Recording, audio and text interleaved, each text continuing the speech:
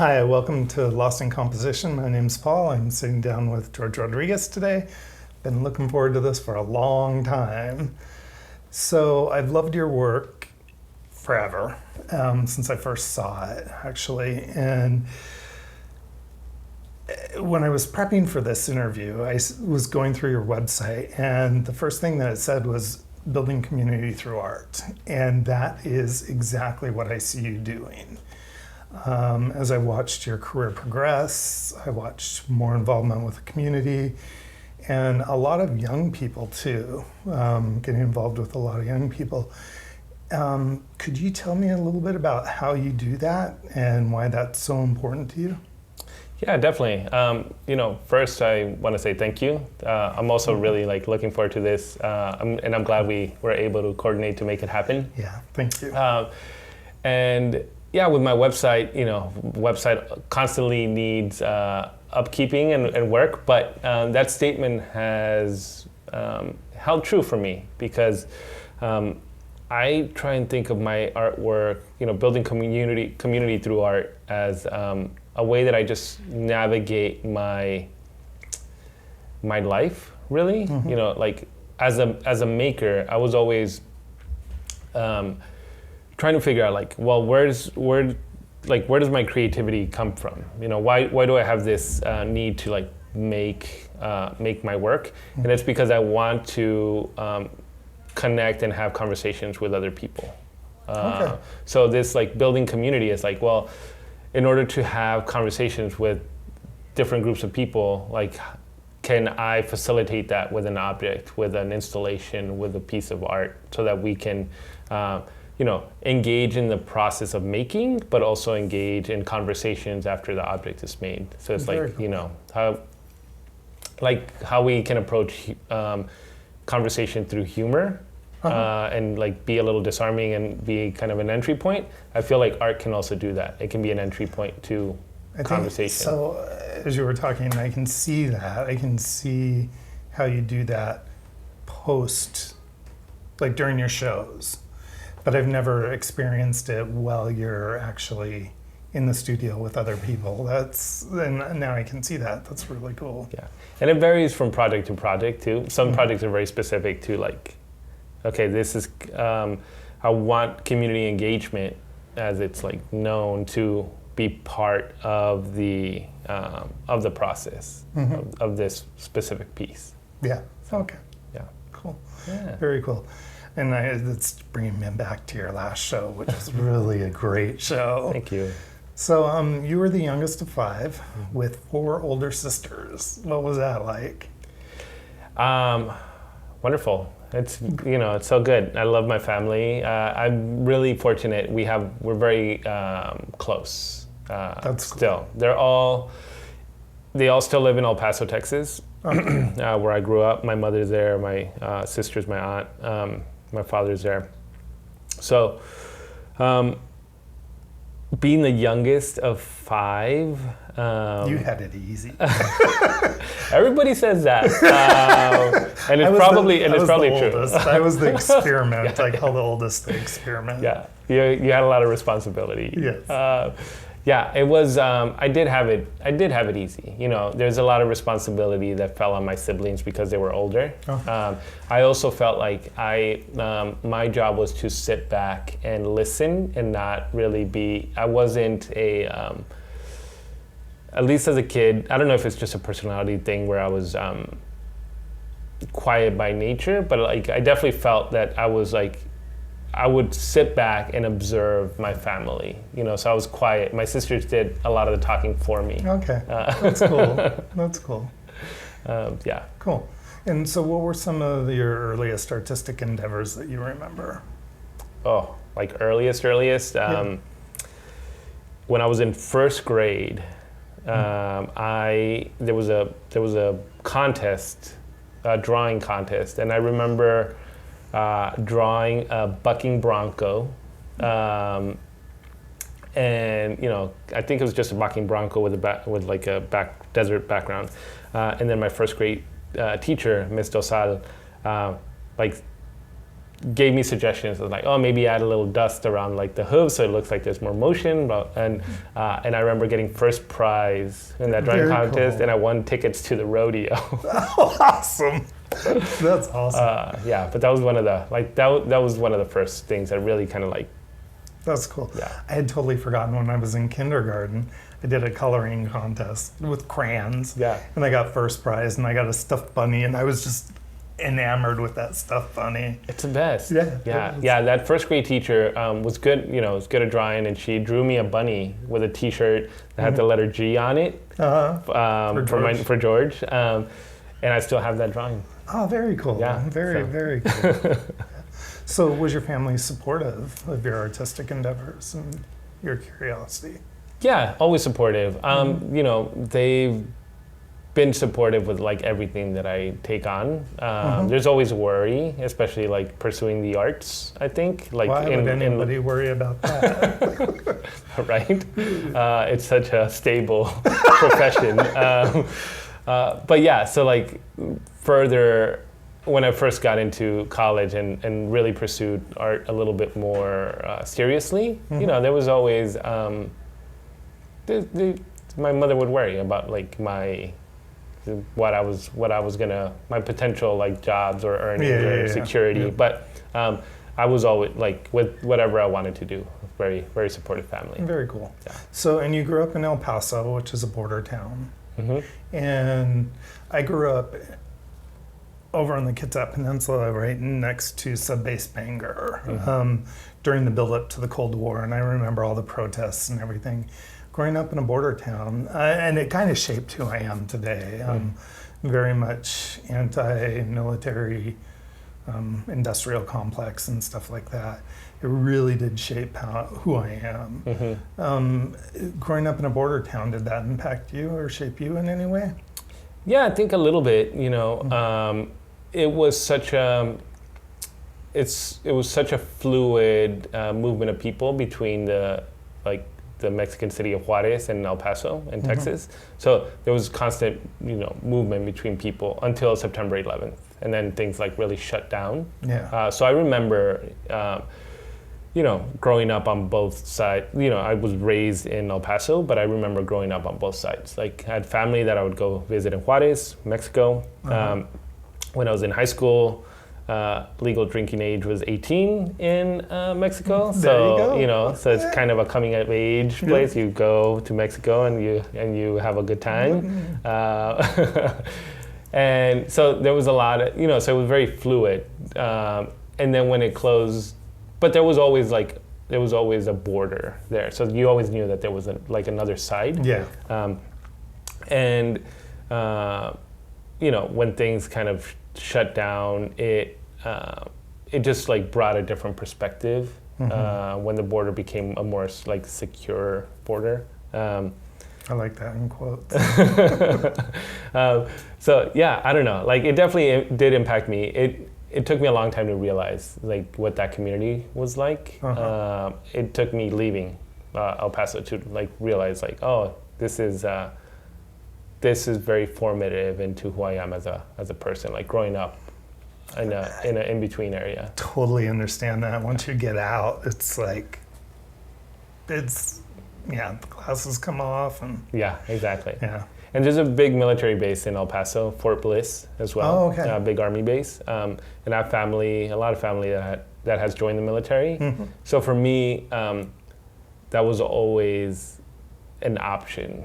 It felt like an option for me to like join the military in order to like get out of the city. It was kind of the only option. Yeah.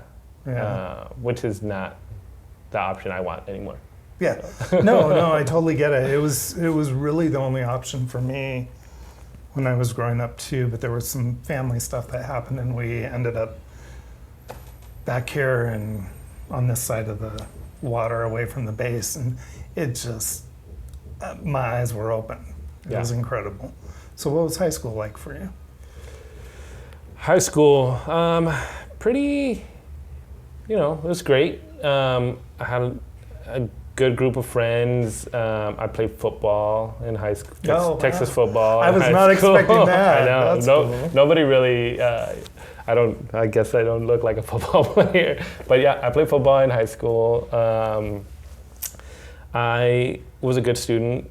Got really good grades until my senior year, where I started to get that whole mentality of like just knowing that I was going to graduate, so kind of taking it easy, maybe not showing Going up to across all my the classes. border. Exactly. But high school was great.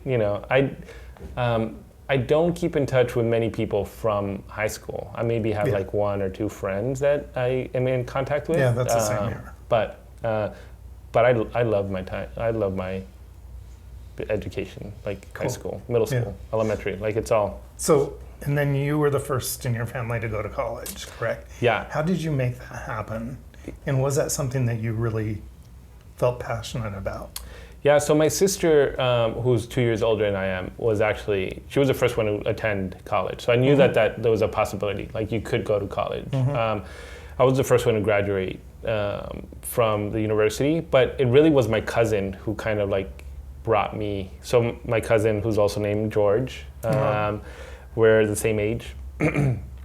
So we kind of went through our different high schools, but we kind of went through our schooling around the same time. And he was applying, and he just kind of encouraged me to apply. I wasn't really looking into attending university. Like I didn't know what I was going to do, but he encouraged me, and I was like, well, they have an art program. I think at first it's just like, well, I'll apply. If I get in, I'll take my basic gen ed classes, and then I can like move through a design program. Okay, and you had your eyes on graphic design, is that correct? Yeah. How did you, that's such a leap I said when I was prepping, I'm like, it's kind of a big leap. And then I look at your work and I'm like, no, there's some repetition there. And, I can see design school in there. But how did you make the shift to ceramics? Well, it was actually a really easy shift because in order to, the design is part of the School of Art at the University of Texas in El Paso. So in order to first enter the art school, basic drawing, life drawing, basic design, like all those classes, every student takes. And then when I moved into the design track, you still had to take introductory classes to painting and sculpture and ceramics and metals. So, so I actually took ceramics first to kind of like get it out of the way because I knew nothing about ceramics. I don't want to do that. I'm making pottery and figurines? Like I'm not and that's really what it was, and I fell in love with it. Cool, very cool. So. Yeah, so you used ceramics and pottery interchangeable there. Is there a difference? Because when I grew up, my grandmother did ceramics and she had the molds and the slip. And, we were doing that and painting stuff. Is there a difference? I don't think so. I think, there's functional pottery, right? And then there's sculptural pottery. Okay. So I think the main difference is like functional versus sculptural instead of pottery versus ceramics for me. Well, this cup's functional. Yeah. And it's also sculptural, hopefully. It's beautiful.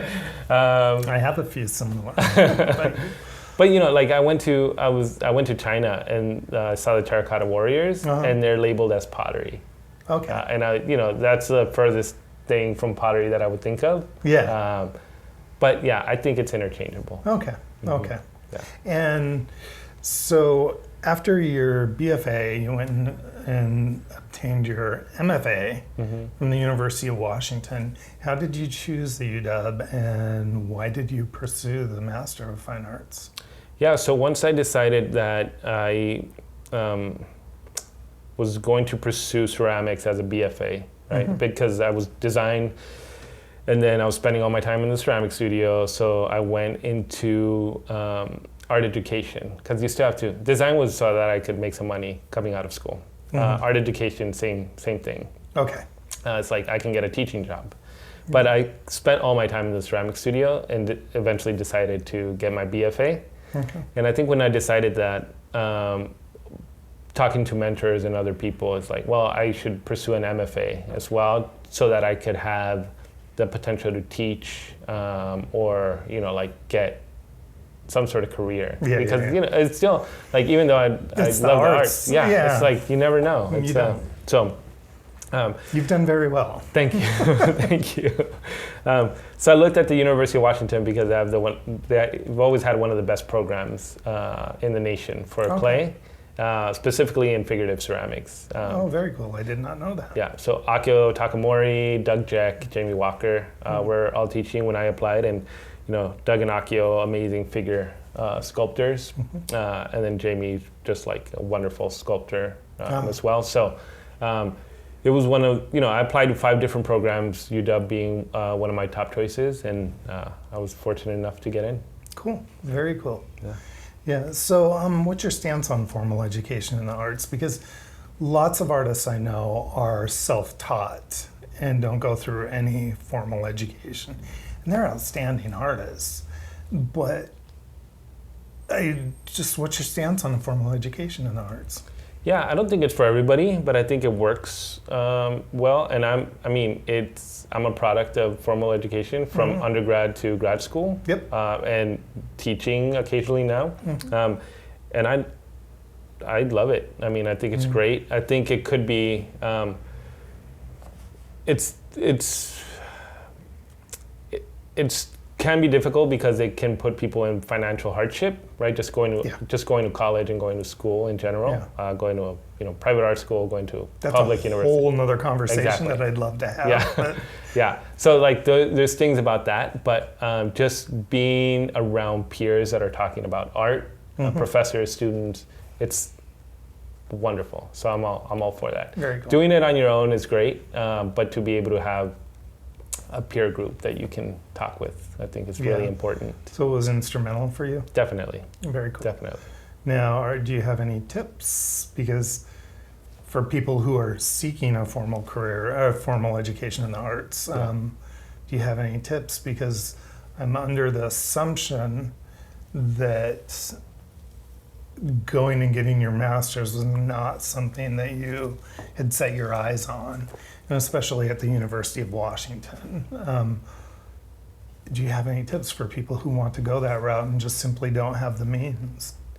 Yeah, so I would say that, I didn't know that was an option initially when I got into art school. But now I went pretty much from undergrad to grad school. I took 1 year off. And I would say that look at programs that, if you know that you want to pursue an MFA, you might not even know that. But if you do know, look at programs that where the faculty are doing things that you also want, like that have ideas or are making objects that you find interesting, because that's going to be your direct connection. So if you don't like what the faculty is making, then don't go to that school. So kind of look for a mentor. Look for a mentor, definitely. Okay. And then really the school is there to serve you. Like I learned that after grad school, and now that I've been teaching, right? Yeah. So like I was young and I was kind of, I was unsure. I was in the ceramic studio all the time, but the school is there to serve you. So like take advantage of all of their resources. You're paying, use all of the studios, use all the library, like do as much as you can. It's yours. Yeah, it's yours. It's yours for a limited amount of time. Yeah, you've rented it, so exactly. It's yours. Yeah. So when you were at the UW, you were the recipient of, is it the Bonderman Travel Fellowship? Yeah. That was astonishing when I was looking at that. Can you tell us? I was blown away. I was like, how friggin' cool is that? Yeah. Can you tell us about it? Yeah, of course. So freaking cool. The Bonderman Travel Fellowship, it might be an endowment now. I can't, it might have transitioned into an endowment now, but it was basically solo travel for a minimum of 8 months to at least 2 different parts of the world, and I think like 6 countries. So there was like some parameters that you had to meet. So I wrote a proposal. It was accepted. I went through an interview with a panel, and I received a Bonderman. And I ended up going to about 26 countries in the span of 10 and a half months. And that's been the most formative thing in my life. Yeah, I bet. I bet. I totally. Yeah, travel is. I was going to touch on travel later, but we might as well touch on it now. When you said it's the most formative thing in your life, talk about that. Why was it? Yeah, it just made the world small. Like it's so much smaller than it seems if you have the means to move through it, right? Like Yeah. so, and that fellowship gave me the opportunity to see things that I that felt foreign, but are not. You Like know? what? You know, like I touched a little bit on the Terracotta Warriors. Like that seems like, you know, to keep it in the art objects, that seems foreign. It seemed very distant, but like to actually go to Xi'an, China, and see them in person, where they were dug up, and it's like, and see the community of people around there. I went to Istanbul to like be around this convergence of different cultures and different, you know, Catholic churches, Muslim places of worship. It was just like it's amazing, and Bosnia Herzegovina, where, you know, I grew up around the Gulf War time, and you know, when I was a young kid in El Paso, that seemed like a worlds apart, and to be a young man like actually there, it was like it brought it home. It made it real. It made it smaller. So, and you've continued to travel since then. So why do you continue to travel, and what are some of your favorite places? I think, you know, if you have the means to travel, if you're able to, you should definitely do it. It's a whole different perspective. You get out of your comfort zone, and I love that. You say travel, get out of your comfort zone. Do you mean internationally? Do you mean nationally? Or all of the above? I mean, get out of your neighborhood every now and then, Yes, right? yes, Like, yes, totally. go to a neighborhood that's different. It's not yours, yeah. You know, and like go see what else is around. You know, but yeah, internationally, if you can do that and be immersed in a different culture, maybe you don't even speak the language, then you know, how can you navigate that type of space? You know, it's all about trusting people around you. You know, it's interesting that you say that, because today as I was driving here, I was thinking, you know, number one, that I'm envious at how much you've traveled. I wish I could do it more, and hopefully I will. But there was one time that we did go someplace, and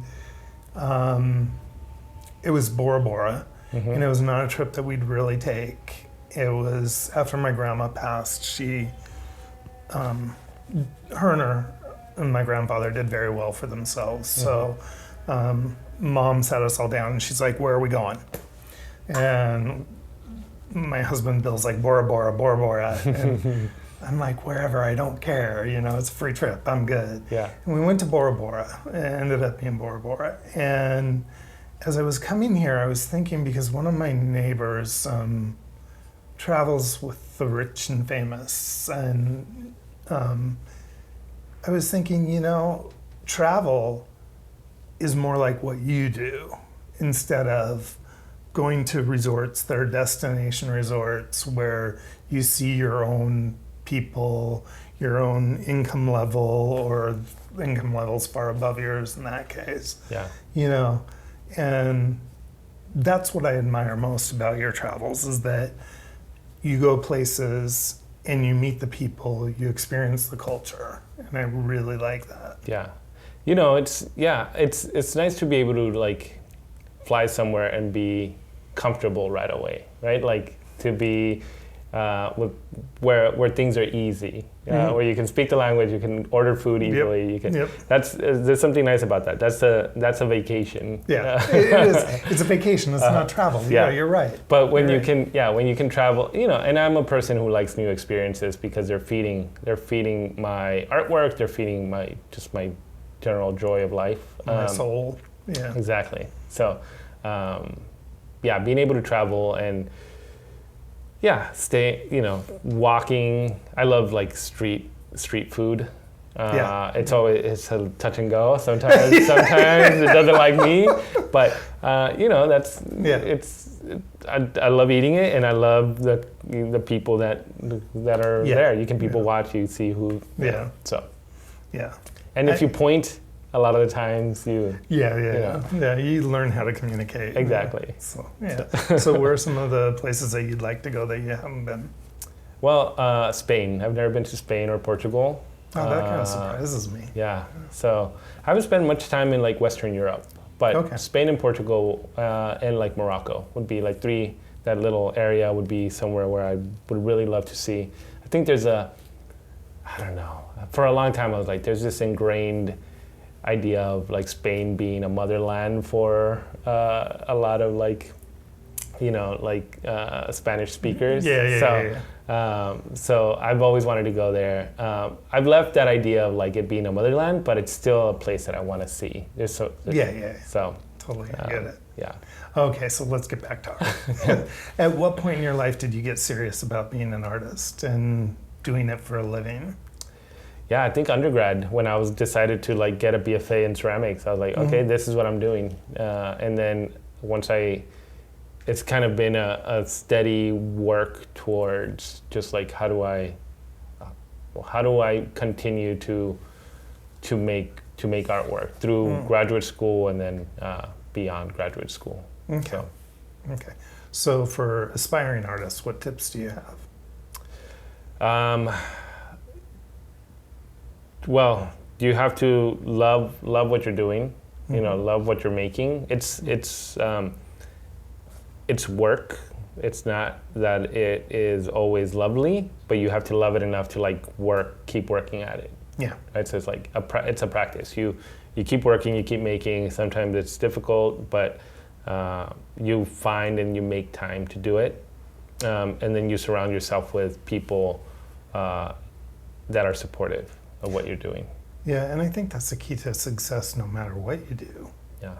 I mean, even I'm in the tech field, and it's the people who I see that are very successful in it love what they're doing. Yeah. Absolutely love it. Yeah. And I come into the studio and I love making things, and there's times where I have a show and I need to make things, and I'm still grateful that I get to do that. Not every day is like, I was like, oh, I have to go to the studio today because I have to go to the studio today. If I want to keep doing this for a long time, I can't just like, it's not so easy to take, I can take a day off every now and then, but I can't just like not go to work. Yeah. So what have been some of the most significant moments in your career as an artist? Oh, they keep, there's all these like milestones that have happened.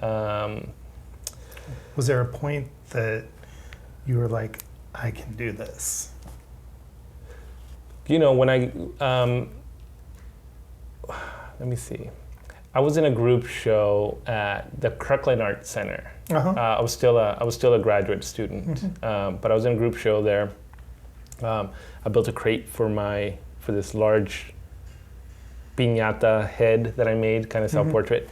Built a crate, put it in the back of my truck, drove it across, and unloaded this crate. And then in walks Akio Takamori, who was my professor at the time, and somebody who I admired his work, and he was part of that show as well. And he was like carrying his piece. And I was like, okay, we're in the show together. That feels special. That feels like, I'm on the right track.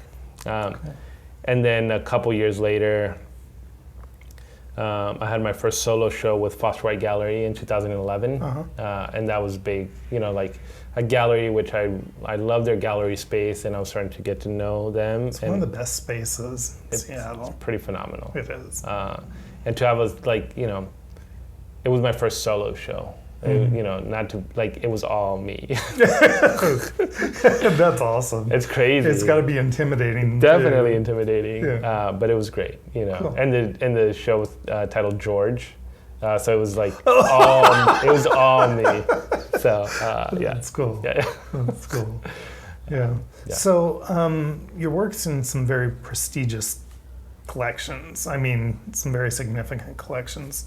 Which acquisitions humbled you the most? And you don't have to drop names. Yeah. Well, like recently, the Renwick Gallery of the Smithsonian collection has my work, and that's like phenomenal, right? Like that's. Yeah. That's my next question. Yeah. So Okay. Some other ones. That's amazing. But one of the first like larger collections, well, it's also at the National Museum in Sweden, in Stockholm, Sweden. So I have a piece there, which again, my first international museum collection. But one of the first ones was the National Museum of Mexican Art in Chicago. They acquired my work, and to be, to have work in a place that kind of represents me and my community, that was huge. That was Very cool. That was big. And then some places around the Pacific Northwest. I don't know. It's hard to choose one. Okay, so let's talk about the Renwick, Yeah. because the Renwick in DC, if you haven't been, go. It is literally, everyone goes to DC and they see the monuments, and if they're lucky, they get to go to the museums, but they never go to the Renwick because nobody really knows about it. Yeah. So last time we were there, I was astonished by how many artists from the Pacific Northwest is in their collection. It's just astonishing to me. Tell me about when they reached out to you or how that happened. Yeah, so they, it's wonderful, wonderful museum. I love it.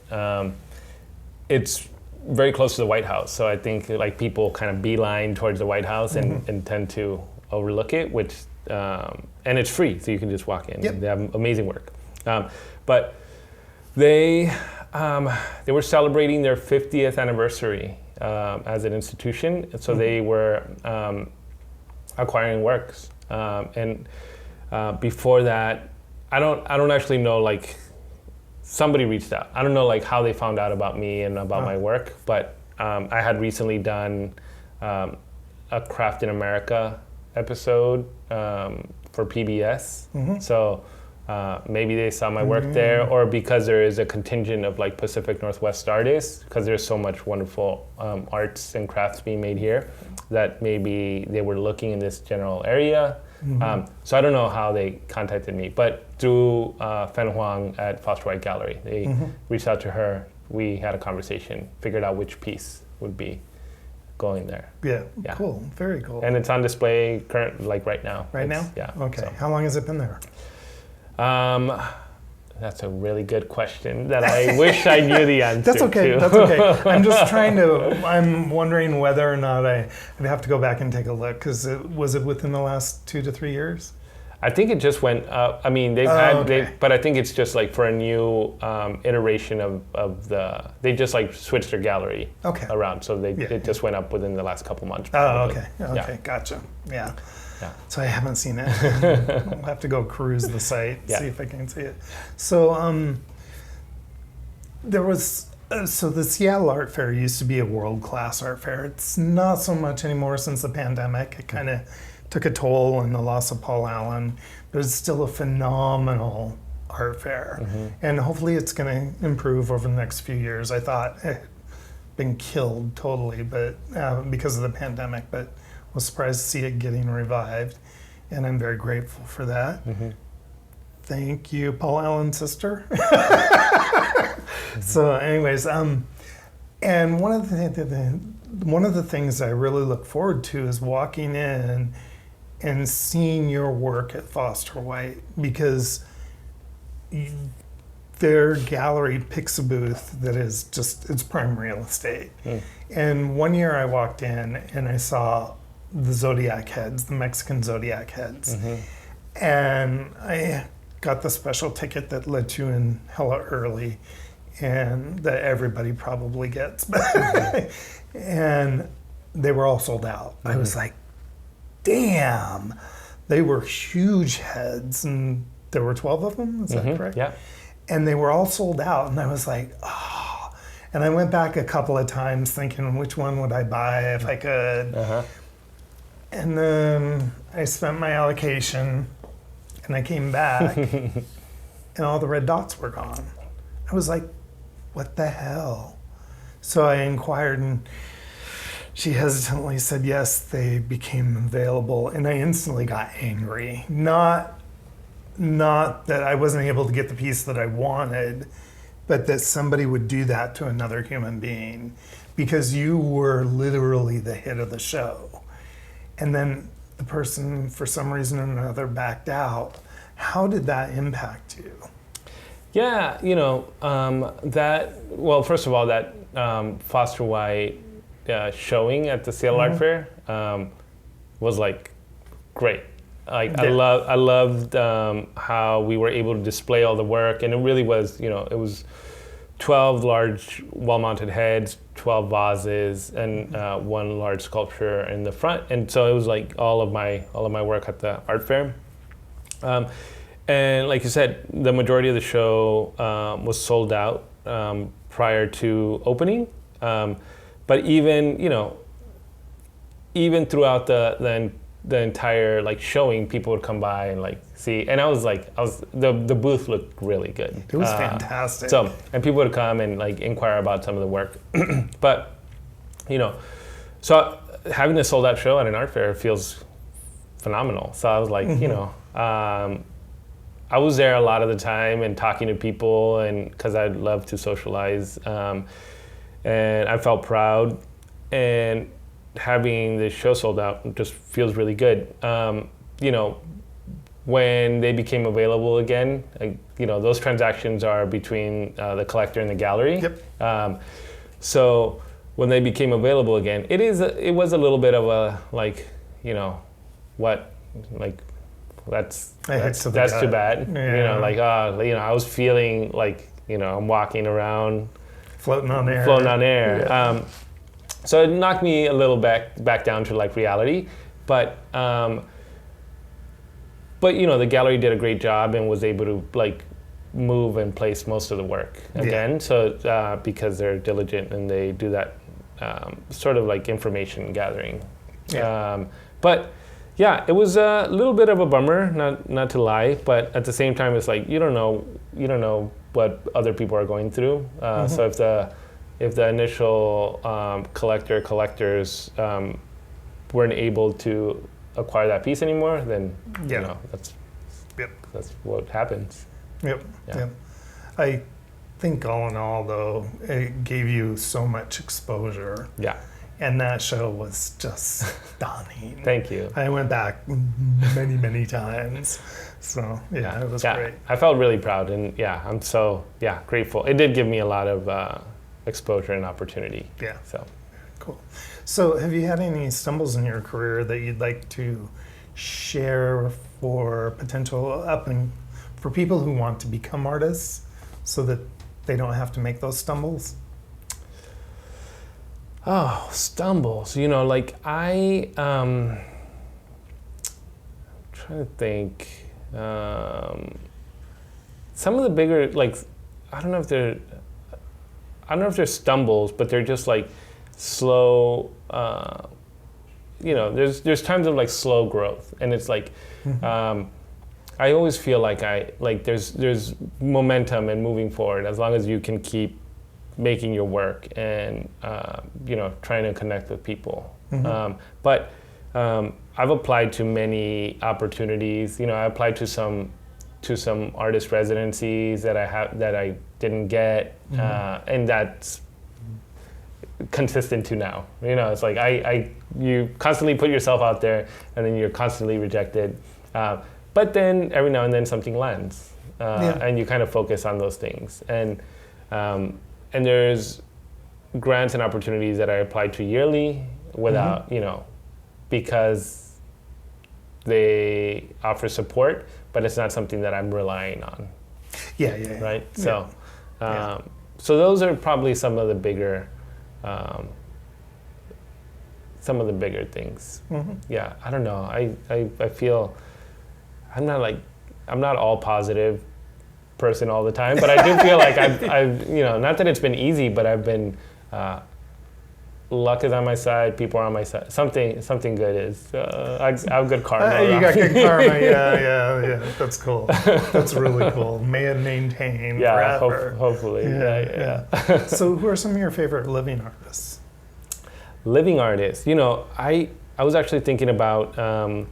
There's all these amazing young people so I teach a little bit, but with social media, I get to see and reach a lot of people and a lot of young artists. Like I get their information, and I was so impressed with like the younger generation of like MFA graduates this year.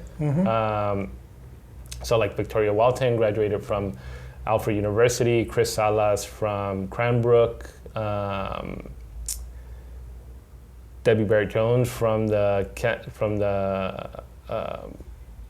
University of Kansas, and there's all these other like there's so many folks all over that like I love what they're doing because they're like fresh energy. It's really it's really cool. I'm looking those people up now. They're amazing. And I have a whole list to give you.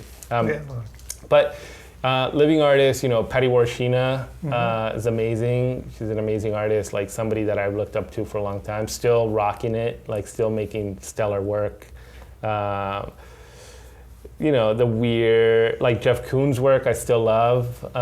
It's really pop. That surprises me. Yeah, I love his work. That's cool. It's grand. It's kind of like it's simple but complicated. Like there's a lot, and like he's super blue chip, like, but it's but there's something about his work that like I find really attractive, just formally, visually. So do you like pop art? I do, yeah. And not all of it, No, I mean, but generally. Yeah, I like pop art. I also like, there's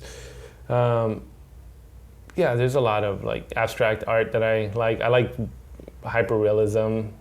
So if I like it, I like it. Yeah, that's the same here. If it breaks norms, I really like it. Yeah. It's generally my thing, and your work qualifies as breaking norms. I mean, make up a Mexican zodiac. Yeah. How cool is that? That's really cool. Yeah. So, what about your favorite dead artists?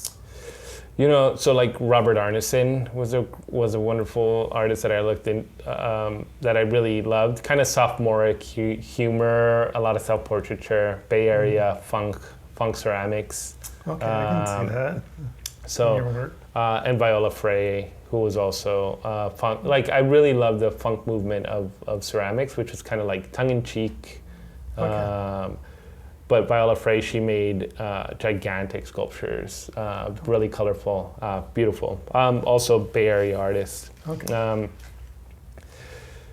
I mean, I don't like to put them in this category because I don't think of them as dead artists, but and I'm only laughing because I'm sad. No, yeah, but, I totally get it. My two of my mentors, two of my grad professors passed away pretty recently. Akio's gone now, and Doug Jack they're both gone. I remember. So it's really hard, but their artwork is still like I'm still around their artwork all the time. So in that sense, they're living. I need to rephrase that question when I ask it again. Some of your dated artists. Yeah, totally. Yeah. Yeah. No, but it's interesting because it's like that perspective of they're not making anymore. They're not making work anymore, but their artwork is still around. Yeah. And I feel like even with some of the dated artists that I never got to meet that passed before I even started artwork. I'm able to be around some of their work. Luis Jimenez. I don't know if Luis Jimenez made that gigantic blue horse at the Denver, like outside of the Denver airport. It sounds vaguely familiar. He did a lot of like kind of pop art, Southwest pop art, but he grew up in El Paso, Texas, my hometown. Okay. So he was the person that I kind of looked towards as the inspiration, and who also made like beautiful print and sculpture. Okay. So, cool. So the pandemic, how did that impact you professionally and personally? Yeah, so I was teaching at a university, so that lockdown, we went to remote teaching, which remote teaching ceramics is horrible. I mean, people do it, but I can't imagine that. It was horrible for me. Not great for. Not the best for students either. It's a material. It's a tactile practice. But it gave me an opportunity to, because I found myself with so much time at home. First of all, my partner and I were able to spend time together, which was lovely, because that, we were kind of forced to be in the same place because we both travel a lot. So that was nice. That was like a benefit that we were at least able to like be together. But because I found myself with free time not being able to go to my studio because of, at least initially because of the lockdown, I was able to organize other types of art projects that demanded more administrative work, right? So like putting together email lists to contact artists so that we could collaborate and like doing all this type of work. Cool. So, very cool. yeah. Okay. Yeah, I know that I got your cups during the pandemic. Yeah, I made cups because I was able to, it was something small that I could sit down at my home and like paint and draw. Oh, and, were you not going into the studio and stuff? Or? I was very rarely going into studio because my studio was attached to a university, and at least during the initial parts of the pandemic, the university was closed. Yeah. Like there was nobody in and out. So Gotcha. So. Gotcha. Yeah, I love those cups. Yeah, thank you. I actually, a fellow collector, I'm like, I've never given you tea in one. He's like, I'd refuse it. I'm like, no. You wouldn't refuse. Well, once the tea's in there, you can't refuse it. Yeah, that's what I'll do. I'll just put it in there and be like, here you go. Yeah. Yeah. That's funny. It's one of those things. It's like it's an art object, but it's a functional art object. See, so it's meant to be loved and used, and it feels different once you. Yeah. I love functional art. Actually, pottery is, I've always collected handmade things. I mean, ever since high school, even before high school. And pottery was one of the things that got me started collecting art, and it was functional art. Rainbow Gate, I don't know if you're familiar with them. Yeah, I started collecting their plates, and I have too much, but I love it. I love their stuff, and I'll put a link to it so that people can check it out. But yeah, I love functional art, but we don't have much of it. Yeah. So yours is some of the few that we do. Oh, thanks. So yeah. Yeah, the nice thing about being in this profession, ceramics specifically, right, is that I tend to make about like 20 cups a year. Like that's my threshold. After that amount of time, I kind of lose a little bit of interest. I'm like, I can't. Tedious. It's tedious, and it's not. But I like making it because it is a little bit of an object that more people can have. It's a little bit more accessible. Yeah. It's also, I like to think about it as like currency, like clay currency. I can trade young artists that are making cups. Yeah, right? that's cool. Or I can trade friends because that's an easier object to like. So we fortunately have unfortunately, we have so many cups at home, like by a lot of different people. That's cool. That I need to build a new cup shelf. We're up to we're going to be up to 4. Okay, 4 cup shelves. That's cool. Way too many cups. All displayable. All displayable, and all And when we have people over to our home, we're like, go pick a cup, and we'll serve you. Some people can just go up to the shelf. They can look around, choose whichever one they gravitate towards. That's really cool. That's really cool. It's a personality test, but it's also they can experience different objects. So. Damn it! Now you just gave me an idea. Slippery slope. Yeah, that is a slippery slope. That's a really slippery slope. Yeah. But that's really cool. So your partner's name is Marisol? Marisol. Did I get that right? Yeah. Yeah, so how did you meet, and how has she been with your career? She's, we met at a summer camp. We were both teaching at summer camp. Okay. She's in theater, so she was teaching theater. I was teaching clay. And she's my biggest supporter. Like, I'm her biggest supporter. I love what she does. She's super talented, very funny, very creative, and she's super supportive. We can't show up to all of the things that we do because we're doing so but Yeah, you're doing so much, and you're in different parts of the country, and but yeah, when we try and show up for each other as much as possible, That's cool. artistically. So Very cool. yeah. Very cool. So Seattle versus Philadelphia, which one's home? Or is it still El Paso? It's a good question. That's a really good question. Which one is home? I have no idea. No, that's fair. Yeah. That's completely fair. Yeah. Yeah. They all. Where would you retire? How's that?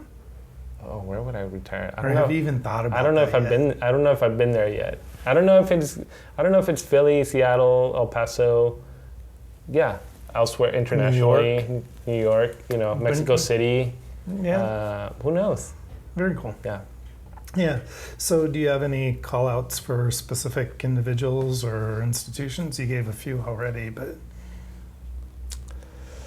I don't know. There's, I've currently, I'm feeling my plate fuller and fuller with things. I make my own work, but then I'm also trying to give back a little bit more. And it's, I can't do that monetarily necessarily. So, so I've been working with this wonderful organization called the Color Network, and I'm part co-organizer now.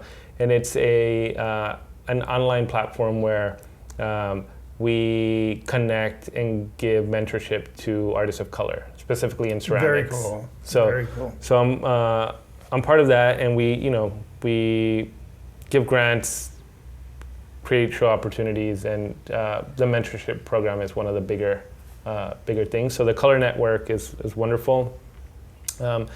Because I'm in Philadelphia, the Clay Studio in Philadelphia has been amazing, and I've been working with them, and I've recently decided to join the board of that organization. Oh, congratulations. That's cool.